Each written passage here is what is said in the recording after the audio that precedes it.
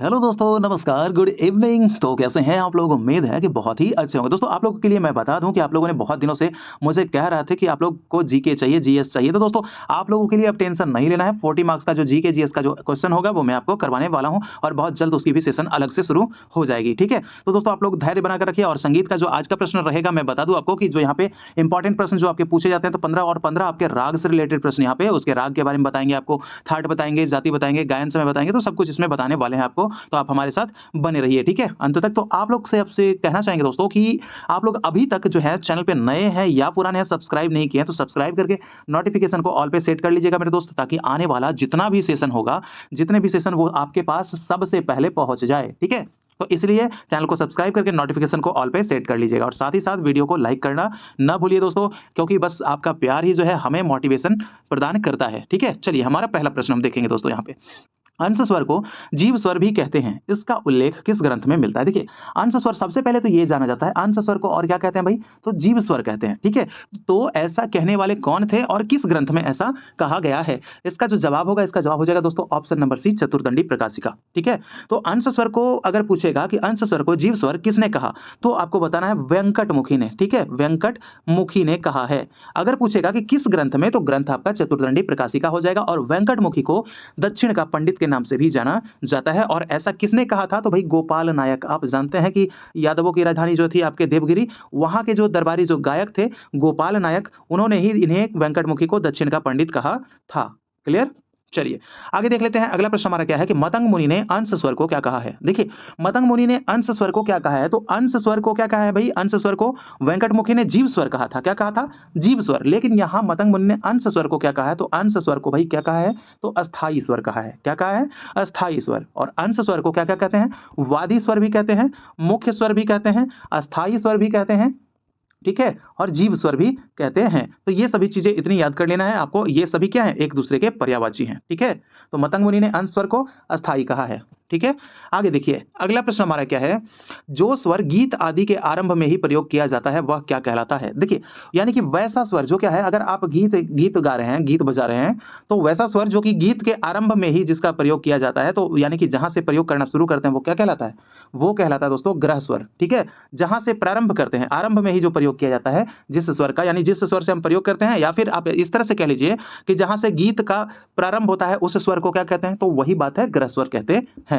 तो जो स्वर गीत आदि के आरंभ में ही प्रयोग किया जाता है वह क्या कहलाता है? ग्रह स्वर कहलाता है। भले ही थोड़ा सा जो है प्रकार अलग हो रहे हो, लेकिन बस सेम मतलब है। ठीक है? चलिए, आगे देख लेते हैं। अगला प्रश्न हमारा क्या है? गीत की समाप्ति जिस स्वर पर होती है उसे क्या कहते हैं? देखिए, आपको हम पढ़ाए थे, बहुत अच्छे से बताए थे। आप लोग अगर पूरा सेशन नहीं देखे हैं तो बारी बारी से सारे सेशन को देख लीजिए, क्योंकि बहुत सारे दोस्त ऐसे क्वेश्चन करवा चुके हैं ना, जहां पे आपको ये सारा चीज जो है आपका क्लियर हो गया है। ठीक है? तो ये जो है आपको यहाँ पे क्या देखने को मिलेगा?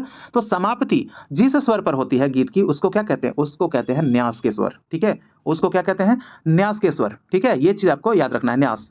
देखिए, ग्रह क्या हो रहा था? ग्रह जहां से क्या हो रहा था? आरंभ हो रहा था। ठीक है? वहां से आरंभ हो रहा था जिस स्वर से, तो वो न्यास, ग्रह के स्वर। और जहां पे खत्म हो रहा है जिस स्वर पे, उसे न्यास के स्वर। ठीक है? चलिए, और आगे बताते हैं। आगे देखिए, अगला प्रश्न है, जो स्वर गीत की विदारी अथवा खंडों की समाप्ति का आधार होता है। जैसे कि मान लीजिए दोस्त कि जो स्वर है, कोई स्वर है, तो विदारी यानी कि गीत के छोटे छोटे खंडों को क्या कहते हैं? प्रश्न पूछा जाता है भाई, याद रखिएगा। गीत अथवा गत के छोटे छोटे खंडों को क्या कहते हैं? विदारी कहते हैं। ठीक है? विदारी कहते हैं। ये भी प्रश्न पूछा जाता है, पूछा गया है कई बार। तो यहाँ पे देखना है कि उसके जो खंड होते हैं, उसकी जहां पे समाप्ति होती है, जिस स्वर पे समाप्ति होती है, उसे क्या कहते हैं? तो उसे कहते हैं अपन्यास के स्वर। ठीक है? प्रारंभ जहां से हो जिस स्वर से, तो ग्रह स्वर। अंत जहां पे हो जिस स्वर पे, तो न्यास स्वर। और आपका विदारी यानी कि छोटे छोटे जो खंड होते हैं गीत के अंतर में, वो जहां पर समाप्त हो, तो उस स्वर को क्या? अपन्यास स्वर कहेंगे। ठीक है? ऐसा दोस्तों, ये सब किसमें? ये सब जाति गायन में प्रचलित था। ठीक है? किसमें? जाति गायन में प्रचलित था। ठीक है ना? चलिए, अब देख लेते हैं। अगला प्रश्न हमारा है क्या है? छठा नंबर, जाति में जिस स्वर का प्रयोग कम होता है, यानी कि जाति में, यानी कि कह लीजिए किसमें? जाति गायन की बात हो रही है ना। जाति गायन में जिस स्वर का प्रयोग कम होता है, तो उसको क्या कहते हैं? देखिए, अगर स्वर का प्रयोग कम होगा, यानी अल्प प्रयोग करेंगे, तो क्या हो जाएगा? अल्पत्व। ठीक है? अगर जिस स्वर का प्रयोग बहुत करेंगे, बहुत करेंगे हम, तो वो क्या कहला जाएगा? बहुत्व। ठीक है? समझ पा रहे हैं ना? तो यही होता है कि जाति में जिस स्वर का प्रयोग कम होता है तो उसे अल्पत्व, जिस स्वर का प्रयोग ज्यादा होगा उसे बहुत्व। समझ पाए? आगे देखिए, अगला प्रश्न है 7वां नंबर, सारंगदेव ने जाति के कितने लक्षण बताए हैं? दोस्तों इंपॉर्टेंट प्रश्न है, बहुत छोटी प्रश्न लग रही होगी क्योंकि बहुत बार आप लोग को जो है ये क्लियर करवा चुके हैं। तो सारंगदेव ने जाति के जो लक्षण बताए हैं वो कितने लक्षण? क्या 10, 12 या 13 कितने बताएं भाई? तो इसका जो जवाब हो जाएगा ऑप्शन नंबर सी, सारंगदेव ने जाति के 13 लक्षण बताए हैं। कौन-कौन से बढ़ा दिए हैं? एक आपका हो जाता है संन्यास, ठीक है? संन्यास, दूसरा आपका विन्यास, विन्यास और तीसरा आपका अंतर मार्ग। ये 3 है। 10 तो उधर आप देख ही रहे थे, 10 उधर आप देख ही रहे थे ना, तो 10 के अलावा यहाँ पे 11वां संन्यास, 12वां विन्यास और 13वां अंतर मार्ग। तो इस तरह से कुल इन्होंने 13 बताए हैं और भरत ने कितने बताए हैं? तो 10 बताए हैं। अगर आपसे प्रश्न पूछेगा कि जाति के कितने लक्षण, तो 10 ही बताने हैं, भरत लगाए अन्यथा न लगाए। जाति के कितने लक्षण? तो 10 लक्षण। अगर सारंगदेव लगा देता है तो आपको बता देना है 13। ठीक है, चलिए आगे देख लेते हैं। अगला प्रश्न हमारा 8वां नंबर प्रश्न है कि जाति गायन में जिस ताल का प्रयोग होता है उसे क्या कहते हैं? देखिए ताल, भाई ताल को 2 वर्गों में बांटा गया था। एक आपका हो जाता है कौन सा? एक आपका होता है मार्गी ताल और दूसरा क्या होता है? देसी ताल। ठीक है, देसी। जैसे कि आप लोग जानते हैं कि संगीत को भी 2 भागों में बांटा गया था, देसी संगीत और मार्गी संगीत। तो मार्गी ताल किसे कहते हैं? वैसा संगीत यानी कि मार्गी संगीत के साथ जो ताल का प्रयोग होता है उसे मार्गी ताल कहते हैं। और देसी ताल क्या होता है? तो देसी संगीत के साथ जिस ताल का प्रयोग करते हैं उसे देसी ताल कहते हैं। ठीक है, क्लियर?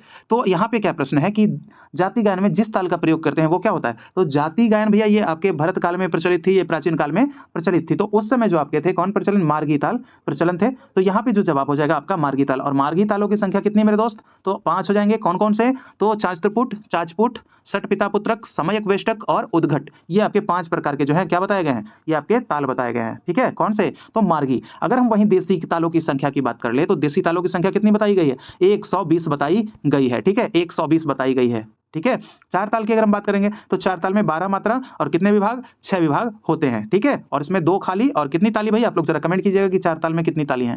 ठीक है, देखिए दोस्तों, अगर आप लोग को सेशन जो है अगर पसंद आ रहा होगा तो आप लोग सेशन को साथ ही साथ शेयर भी करते चलिएगा मेरे दोस्त, क्योंकि आप ही लोग के लिए जो है एक्स्ट्रा जो है जो विस्तृत व्याख्या जो होती है वो आप ही लोग के लिए करते हैं, ताकि आप लोग का जो है एक साथ बहुत सारा प्रश्न जो है रिकवर हो जाए और आपको जो भी आप भूल रहे हैं वो फिर से याद हो जाए। ठीक है, आगे देखिए, अगला प्रश्न है 9वां नंबर की प्राचीन काल में किस गायन का प्रचलन था? देखिए प्राचीन काल, जैसे कि हमने बताया कि भरत काल हो या प्राचीन काल हो, तो उसमें जो प्रचलन था किस गायन का? तो जवाब होगा मेरे दोस्त वहां पे कौन सा गायन चलता था? तो आपका जाति गायन का प्रचलन था। ठीक है, कौन से गायन? तो भरत काल में किस गायन का प्रचलन था? तो जाति गायन का प्रचलन था। ठीक है, देखिए आगे देख लेते हैं। अगला प्रश्न हमारा क्या पूछ रहा है? 10वां नंबर प्रश्न है कि आधुनिक काल में किस गायन का प्रचलन है? अगर हम आज के आधुनिक बात करें तो 10विध राग वर्गीकरण, 10विध राग वर्गीकरण जो है सारंगदेव जी के द्वारा जो किया गया है। तो आज हम लोग क्या करते हैं? आज हमारे पास क्या है? तो आज आधुनिक काल में जो गायन प्रचलित है वो राग गायन प्रचलित है। ठीक है, राग गायन प्रचलित है। तो ये आपका ऑप्शन नंबर बी हो गया। आगे देख लेते हैं। अगला प्रश्न हमारा क्या पूछ रहा है यहाँ पे? जिन रागों में ग्राम रागों की छाया पड़ती है उसे क्या कहते हैं?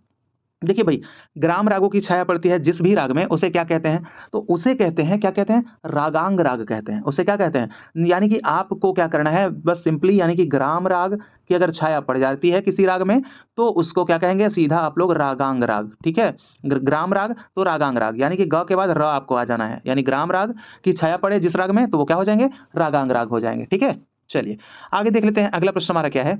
नारायण मोरेश्वर ने कितने रागांगों के अंतर्गत सभी रागों को विभाजित किया है? देखिए नारायण मोरेश्वर खरे शिष्य किसके थे भैया? आप लोग जरा कमेंट कीजिएगा, कमेंट बॉक्स में आपसे प्रश्न है ये आपका कि नारायण मोरेश्वर खरे जो है ये किसके शिष्य थे? पलूस्कर के या फिर भातखंडे के? जरा आप लोग कमेंट कीजिएगा।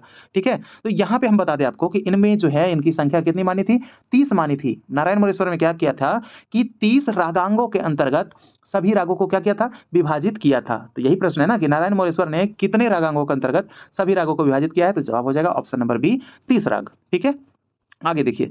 अगला प्रश्न हमारा क्या पूछ रहा है? सारंगदेव ने कितने ग्राम राग माने हैं? ग्राम रागों की संख्या सारंगदेव ने कितनी मानी है या फिर सारंगदेव ने कितने ग्राम राग माने हैं? इसका जवाब हो जाएगा तो ग्राम राग आपके 30 माने हैं। सारंगदेव ने कितने माने हैं? 30 माने हैं। तो ये किस आधार पर माने भाई? तो ये गीति के आधार पर माने हैं। जैसा कि आप लोग जानते हैं कि गीतियों की संख्या कितनी है? 5 है। 5 गीतियां, शुद्धा, भिन्ना, गौड़ी, बेसरा और साधारणी। तो किस गीति में कितनी ग्राम राग है ये अभी हम आपको आगे बताने वाले हैं। चलिए बने रहिए हमारे साथ। आगे देखते हैं यहाँ पे शुद्धा गीति में कितने ग्राम रागों की संख्या है? देखिए शुद्धा, भिन्ना, गौड़ी, बेसरा, साधारणी। पहले मैं सब कुछ यहाँ पे लिख लेता हूँ। ठीक है, शुद्धा को तो लिखा हुआ है, यहाँ पे आपको लिखता हूँ भिन्ना। शुद्धा भिन्ना आपका हो जाएगा गौड़ी, फिर हो जाएगा बेसरा। ठीक है, उसके बाद साधारणी। इन्होंने गीतियों के आधार पर क्या किया था? साधारणी।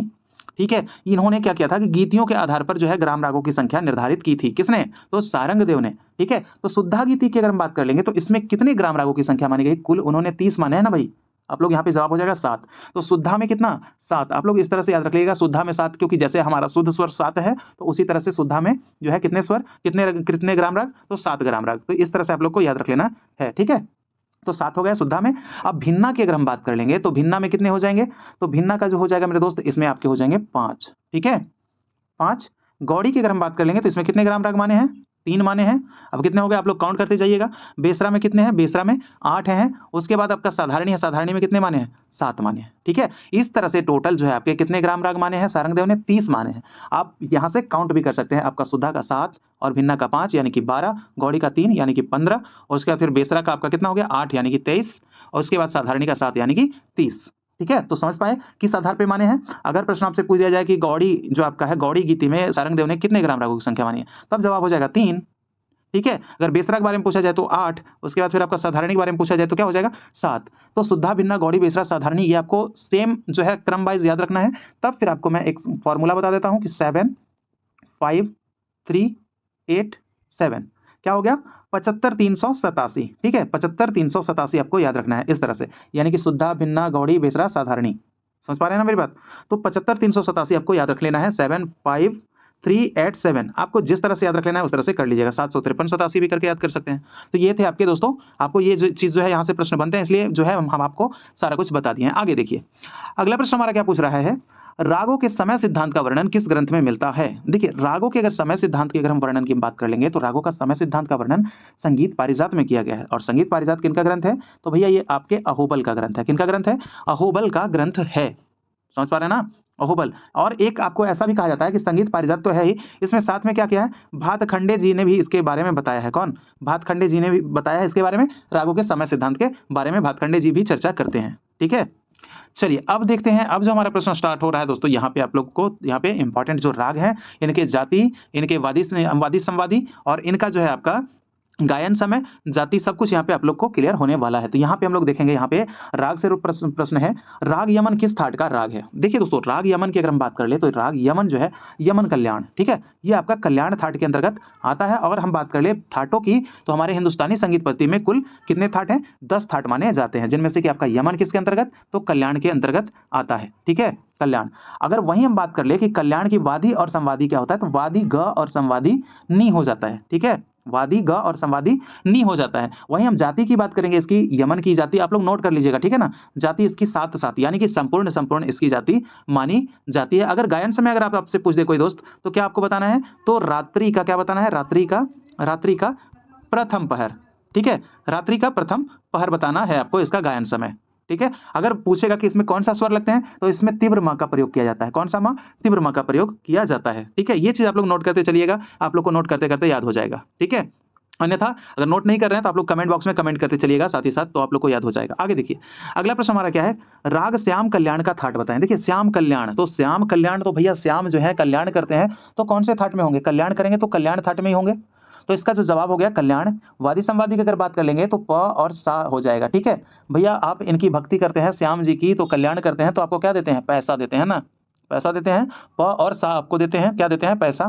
तो आप इस तरह से पैसा याद कर लेना है। ठीक है, और इसमें जो आपका अगर बात कर लेंगे हम इसकी जाति की, तो जाति हो जाती है इनकी औडव और संपूर्ण। ठीक है, औडव संपूर्ण। अगर गायन समय की अगर हम बात कर लेंगे तो इनका गायन समय हो जाता है रात्रि का प्रथम पहर। ठीक है, रात्रि का प्रथम पहर इसका गायन समय हो जाता है। तो ये चीज आपको याद रख लेना है। देखिए, इसमें क्यों होता है? क्योंकि यहाँ पे जो इसका जो है आरोह में ग ध वर्जित हो जाता है। कौन सा? ये आपका औडव क्यों बना? क्योंकि आरोह में इसके कौन सा? आरोह में आपका ग और ध जो है वर्जित हो गया, इसी कारण इसकी जाति जो बनी क्या बन गई? औडव और संपूर्ण। ठीक है, क्योंकि आरोह में है, अवरोह में कुछ भी वर्जित नहीं है, सारे स्वर इसमें लग रहे हैं। और इसमें भी आपका जो स्वर जो लगेगा इसमें भी कौन सा? तीव्रमा का प्रयोग इसमें भी होगा। ठीक है, चलिए आगे देख लेते हैं। अगला है प्रश्न हमारा, क्या पूछ रहा है कि राग मियाँ की सारंग का थाट बताएं। थाट, तो मियाँ की सारंग की अगर हम थाट की बात कर लेंगे तो मियाँ जो है आपका मियाँ की सारंग कौन सा हो जाएगा? काफी थाट के अंतर्गत आएगा मियाँ की सारंग। ठीक है, अगर हम वही बात कर लेंगे इसके वादी संवादी की, तो इसका रे और प इसका वादी संवादी हो जाएगा। क्या हो जाएगा? रे और प वादी संवादी। और इसकी जाति की अगर हम बात कर लेंगे तो साड़व इसकी जाति हो जाएगी। ठीक है, और अगर हम वहीं अगर मियाँ की सारंग की हम गायन समय की बात करें तो दीन का दूसरा पहर, दीन का दूसरा पहर, ठीक है।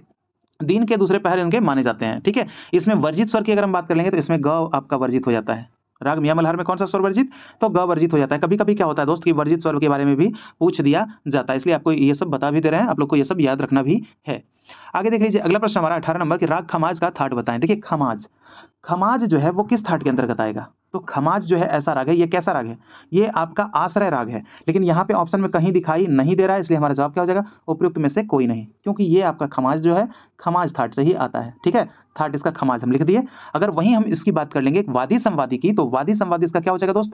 ग इसकी वादी और संवादी इसकी नी हो जाएगी। जाति की अगर हम बात कर लेंगे खमाज की, तो खमाज की जाति आपके 6 और 7 यानी कि साड़व संपूर्ण इसकी जाति हो जाती है। खमाज की साड़व संपूर्ण यानी कि खाते कितना है भाई? तो 6-7 रोटी तो खा ही जाते हैं, ठीक है। तो ये आपके हो गए। अगर गायन समय, तो नाइट का दूसरा पहर यानी कि रात्रि का सेकंड पहर में इसका गायन समय हो जाता है, ठीक है।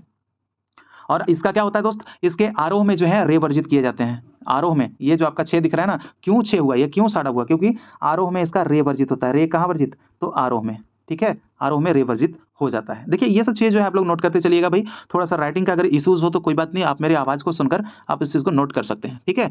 बाकी तो है दोस्त, अगर माइनर कोई प्रॉब्लम हो, थोड़ा सा ऊपर नीचे अगर हो जाए, यानी कि किसी बुक में कुछ अगर आपको मिल जाए तो कोई बात नहीं, क्योंकि कुछ जो है कन्फ्यूजन थोड़ी सी देखने को मिल जाती है, लेकिन मैं बहुत सारी चीज़ों को यहाँ पर देखकर छाट कर उससे लाया हूँ, उसके बाद ही आप लोगों के लिए जो है ये करवा रहा हूँ, ठीक है। देखेंगे 20 नंबर प्रश्न हमारा क्या है कि राग पूर्वी का थाट बताएं। पूर्वी का जादूगर याद है? पूर्वी का जादूगर किनको कहा जाता है? महेंद्र मिसिर, ठीक है। महेंद्र मिसिर, महेंद्र मिसिर को पूर्वी का जादूगर माना जाता है। और ये कहाँ से संबंध रखते थे? छपरा यानी कि सारण जिला से। देखिए पूर्वी का थाट क्या हो जाएगा? ये आश्रय राग है दोस्त, इसका थाट तो बिल्कुल आपका क्या हो जाएगा? पूर्वी ही हो जाएगा। अगर हम वही वादी संवादी की बात कर लेंगे तो ग और नी इसकी वादी संवादी हो जाएंगी, ठीक है। ग और नी इसका वादी संवादी हो जाएगा, किसका? पूर्वी का। अगर हम वही जाति की हम बात कर ले तो जाति जो आपके साथ साथ यानी कि संपूर्ण इसकी जाति हो जाती है। और पूर्वी जो है आपका इसका गायन समय दिन का अंतिम पहर।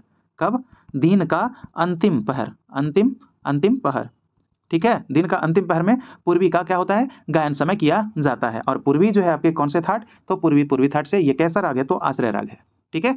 आगे देखिए अगला क्या पूछ रहा है, कौन सा राग है कि राग मारवा का थाट बताएं। देखिए मारवा के अगर हम थाटों की अगर हम बात कर ले तो राग मारवा किस थाट का राग है? तो मारवा जो है स्वयं आश्रय राग है और ये मारवा थाट का ही राग माना जाता है। तो मारवा थाट के अंतर्गत ये राग आता है, इसलिए इसको क्या कहते हैं? आश्रय राग। देखिए तो इसमें जो अगर हम बात कर लेंगे तो मारवा की कि इसके वादी संवादी स्वर क्या हो जाएंगे, तो इसके अगर हम वादी संवादी तो इसमें आपका रे और ध इसके क्या हो जाएंगे? वादी संवादी स्वर हो जाते हैं राग मारवा के, रे और ध। अब वहीं हम जाति की अगर हम बात कर लें तो इसका जाति हो जाता है साड़व, 6 और 6 यानी 6 स्वर आरोह में और 6 स्वर अवरोह में। आप लोग समझ लीजिएगा साड़व ऑर्डव साड़व संपूर्ण किसको कहते हैं? आपको याद है ना भाई? मैं ये ऐसा ना हो कि मैं यूं ही करवाता चला जाऊं और आपको समझ में ना आए। चलिए देखते हैं, बता देते हैं आपको कि ऑर्डव में क्या होता है। ऑर्डव मतलब 5, यानी ऑर्डव में 5 स्वर लगते हैं। साड़व मतलब कितना? 6, यानी कि साड़व में जिसमें 6 स्वर लगते हैं उसको साड़व कहा जाता है। और संपूर्ण में क्या होता है? संपूर्ण में 7 स्वर लगते हैं, उसको क्या होता है? संपूर्ण होता है। तो यही आपको मैं बताना चाह रहा था, ठीक है। तो ये चीज़ जो है आपको याद रख लेना है। उसके बाद इसीलिए मैं करवाता जा रहा हूँ, ऐसा ना कि बाउंस चला जाए। तो यहाँ पे देखना है जाति इसकी हो गई 6 और 6। उसके बाद अगर हम बात कर लें इसका गायन समय, तो इसका गायन समय दिन का अंतिम पहर, ठीक है। क्या हो जाएगा? अंतिम पहर। मारवा का जो आपका गायन समय दिन का चतुर्थ पहर भी कह सकते हैं, अंतिम पहर भी इसको कह सकते हैं, ठीक है। चलिए आगे देखिए, अगला प्रश्न है कि राग भैरवी का थाट बताएं। देखिए आश्रय राग है, यानी कि भैरवी कैसा राग है? आश्रय राग है, तो थाट भी इसका क्या कौन सा हो जाएगा? भैरवी। वही हम बात कर लेंगे इसकी कोई, या इसका क्या है? वादी संवादी, तो वादी माँ और संवादी क्या हो जाएगा? सा, ठीक है। भैरवी वादी संवादी माँ सा, इसकी जाति आपकी हो जाएगी संपूर्ण। और इसका जो गायन समय है वो किससे माना जाता है? प्रातः काल, ठीक है। प्रातः काल इसका गायन समय हो जाता है। भैरवी हो, भैरव हो, हिंडोल हो, ये सब क्या है? प्रातःकालीन संधि प्रकाश राग के अंतर्गत आते हैं, ठीक है। चलिए आगे देख लेते हैं। अगला प्रश्न हमारा है 23 नंबर, राग तोड़ी का थाट बताएं। तोड़ी यानी कि ये थाट जो है आपका किस थाट का होगा? तो तोड़ी थाट का ही होगा। और तोड़ी में जो है आपके अगर वादी संवादी की अगर बात कर लेंगे तो ध और ग इसके क्या हो जाते हैं? ध ग इसके वादी संवादी हो जाते हैं। और इसमें अगर हम बात कर लें इसकी जाति की, तो संपूर्ण इसकी जाति मानी जाती है दोस्त। और इसका जो गायन समय होता है दिन का सेकंड पहर, दूसरा पहर, ठीक है। दिन का दूसरा पहर इसका गायन समय माना जाता है, ठीक है। चलिए आगे देखते हैं। अगला हमारा क्या है? राग आसावरी किस थाट का राग माना जाता है? देखिए आसावरी की अगर हम थाटों की बात कर लेंगे तो आसावरी जो है ये भी आश्रय राग है, आसावरी थाट से ही उत्पन्न राग माना जाता है। इसका वादी संवादी ध और ग, ठीक है। ध और ग इसके वादी संवादी हो जाएंगे। वहीं हम बात कर लेंगे इसकी जाति की, तो 5 7 यानी कि औडव संपूर्ण इसकी जाति हो जाती है। आसावरी की जाति कैसे है? औडव संपूर्ण इसकी जाति हो जाती है। और इसका गायन समय की हम बात कर लेंगे तो दिन का दूसरा पहर, ठीक है, दिन का दूसरा पहर इसका गायन समय माना जाता है आसावरी का, ठीक है। आगे चलिए, आगे देख लेते हैं। अगला प्रश्न हमारा क्या है कि राग भूपाली किस थाट का राग है? देखिए भूपाली, भूपाली क्या है, किस थाट का? तो ये आपको याद रखना है, कल्याण थाट का राग है। कौन सा थाट? Kalyan that. जवाब हो जाएगा ऑप्शन नंबर बी। इसमें अगर हम बात कर लेंगे दोस्तों भूपाली के बारे में कि इसका वादी स्वर क्या होता है, संवादी स्वर, तो ग वादी और संवादी ध, ठीक है। ग ध क्या होते हैं? वादी संवादी स्वर होते हैं। अगर वहीं जाति पूछे तो इसकी जाति क्या होती है? 5 5 यानी कि औडव औडव इसकी जाति हो जाती है। क्यों? क्योंकि इसमें ग और ध तो है, लेकिन यहाँ पे म और नी जो है ये क्या है? म और नी क्या होते हैं? इसमें वर्जित होते हैं, म और नी वर्जित होते हैं, इसलिए आपको जाति देखने को मिलेगी कौन सा? औडव औडव। और इसका गायन समय की अगर हम बात कर लेंगे तो भूपाली का गायन समय रात्रि का प्रथम पहर माना जाता है। कब? रात्रि का प्रथम पहर, ठीक है, प्रथम पहर माना जाता है। चलिए अगला हमारा राग कौन सा है? अगला राग है राग बिहाग किस थाट के अंतर्गत आता है? तो बिहाग जो है बिलावल के अंतर्गत आएगा। किसके अंतर्गत? ऑप्शन नंबर ए सही जवाब हो जाएगा, बिलावल। वहीं हम बिहाग की अगर हम वादी संवादी की अगर हम बात करें तो वादी ग और संवादी नी हो जाएंगे, ठीक है, वादी ग और संवादी नी हो जाएगा। जाति इसका क्या हो जाता है दोस्त? जाति इसका हो जाता है औडव और संपूर्ण, ठीक है, 5 7 यानी कि औडव संपूर्ण। वही अगर इसका गायन समय तो रात्रि का दूसरा पहर, ठीक है, रात्रि का दूसरा पहर, ठीक है, सेकंड पहर, ये आपको याद रख लेना है। चलिए आगे देख लेते हैं। अगला प्रश्न हमारा क्या है? राग हमीर का थाट बताएं। देखिए राग हमीर की अगर थाट पूछा जाए तो राग हमीर किस थाट का राग है? तो हमीर जो है ये आपका कल्याण थाट के अंतर्गत माना जाता है, ठीक है। ये आपका भोपाली का जो है संप्रकृति राग के रूप में भी इसका प्रयोग करते हैं, जानते हैं इसको, उस रूप में भी जानते हैं। तो हमीर जो है कल्याण थाट के अंतर्गत आता है। इसमें जो कहा जाता है कि इसका वादी संवादी क्या होगा?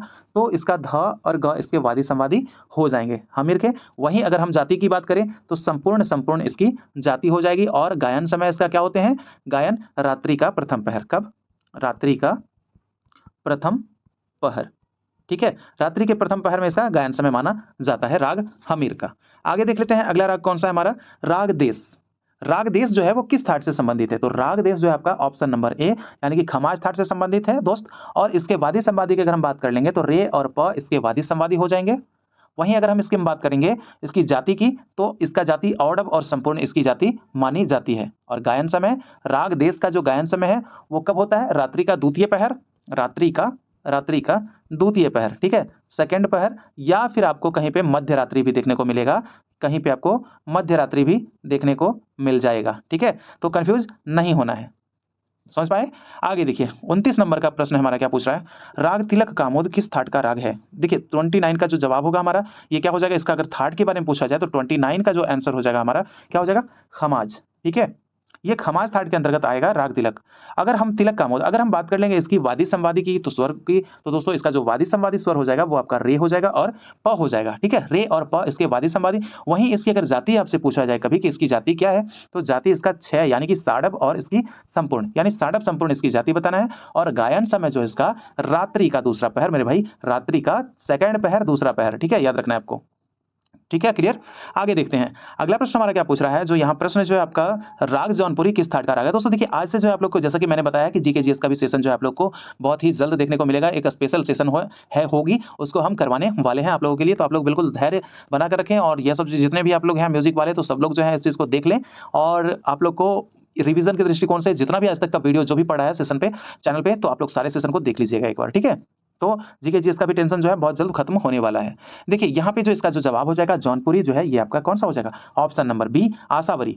देखिए वहीं हम इसकी बात कर ले वादी संवादी स्वर, तो आसावरी आपका थाट का था, तो इसका जौनपुरी का क्या हो जाएगा? ध और ग क्या हो जाएंगे? वादी स्वर, और ग क्या हो जाएंगे? संवादी स्वर। तो आसावरी भी पूछेगा तो उसका भी यही है वादी संवादी, जौनपुरी का भी यही है वादी संवादी, ठीक है। लेकिन हम लोग अभी यहाँ पे स्पेशली जौनपुरी देख रहे हैं। तो यहाँ पे जो आपका हो जाएगा जाति की अगर हम बात कर रहे हैं तो साडव और संपूर्ण इसकी जाति हो जाएंगे, ठीक है, साडव और संपूर्ण इसकी जाति हो जाएगी। और गायन समय की हम बात कर लें तो दिन का दूसरा पहर, दिन का दूसरा पहर, ठीक है, दिन का दूसरा पहर हो जाता है। तो दोस्तों आज आप लोगों को जो है जो इंपॉर्टेंट प्रश्न थे 15 वो मैंने करवा दिए, फिर आपसे जो है राग के 15 प्रश्न आपसे करवा दिए, यानी कि 15 के साथ मानिए तो 60 एबव यानी कि 50 के आसपास तो प्रश्न हो ही गए होंगे केवल आपके राग में। तो दोस्तों इस चीज़ को जो है आप लोगों को आज का सेशन कैसा लगा है आप मुझे जरा कमेंट करके बताइएगा कमेंट बॉक्स में। और हम आपसे मिलेंगे अगले सेशन में नए प्रश्नों के साथ और कुछ इंपॉर्टेंट प्रश्नों के साथ। जब तक के लिए इजाजत चाहते हैं आपसे। जय हिंद, जय भारत।